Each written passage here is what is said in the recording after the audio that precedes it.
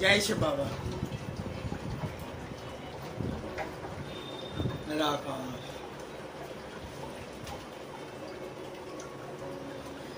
आत्मा, जीवात्मा, मनुष्य आत्मा, आत्मा कोई नहीं जानता। मनुष्य आत्मा है, 16 शरीर है, इसके अंदर तो आत्मा है, लेकिन जानता ही नहीं। यही नहीं पता कि वो है कहाँ। आत्मा आज्ञा चक्र भ्रकुटी के बीच में स्थित रहती है और यहां से अपनी शक्ति जो 7 चक्रों के रूप में है, जिसको कुंडलिनी शक्ति कहेंगे, तो कुंडलिनी शक्ति से मनुष्य देह की सारी कर्मेंद्रियों को वह कंट्रोल करती है, जो कि शक्तियां पूरे शरीर में चक्रों के रूप में फैली हुई हैं, 7 चक्रों के रूप में।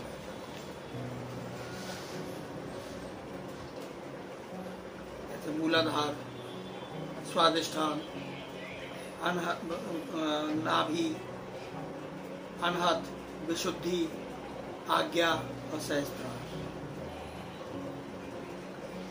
इन 7 चक्रों के रूप में आत्मा ने अपनी शक्ति बिखेर रखी है, जिससे सारी चीजें उसको, ये शक्तियां हैं। शक्तियों में अबोधता है, रिद्धि सिद्धि है, शुद्ध इच्छा है, पवित्रता है, धन, वैभव, संपन्नता, मतलब कोई चीज छोड़ी नहीं है मनुष्य के लिए जो जरूरी है, क्योंकि मनुष्य तन दिया है ना। आत्मबल है, शक्ति, पराक्रम, मर्यादा, सर्वगुण, 16 कला, सर्वशक्तिमान, तेज, औरा, बड़ा रहम दिल, क्षमा कर देना। सर्व शक्तियों का खजाना मनुष्य आत्मा के पास होता है। अब मनुष्य आत्मा आपको ज्योति बिंदु समझे, आदि स्वरूप समझे, पूज्य स्वरूप समझे, ब्राह्मण स्वरूप समझे या फरिश्ता रूप समझे, ये मनुष्य के ऊपर है, वो कैसा अपने आप को रियलाइज करता है। अगर देह अवमान में है तो ये सब चीजें बेमानी है, ये सब चीजें कोई मायने नहीं रखती हैं, क्योंकि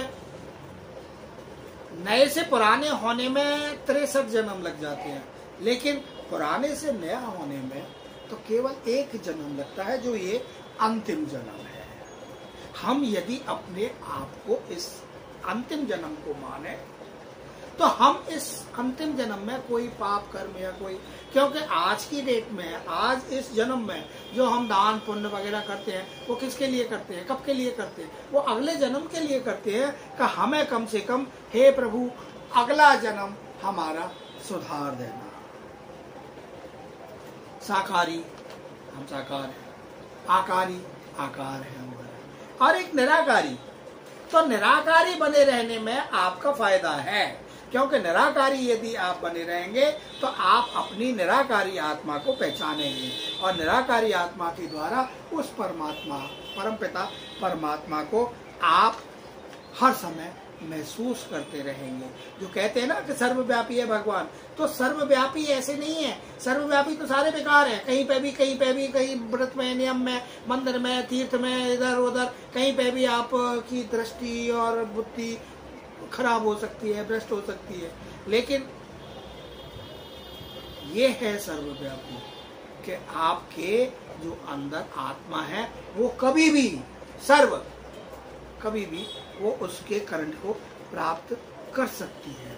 हमारा अंतिम जन्म है तो हमें यह सोचना चाहिए कि यह उड़ती कला का संगम युग है। कलयुग जाने वाला है और सतयुग आने वाला है।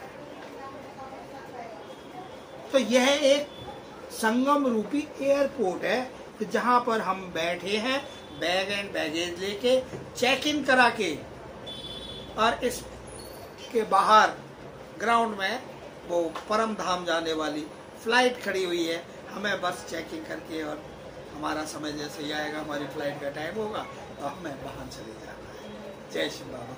इससे बढ़िया तरीके से मैं और क्या समझा सकता हूँ। जय श्री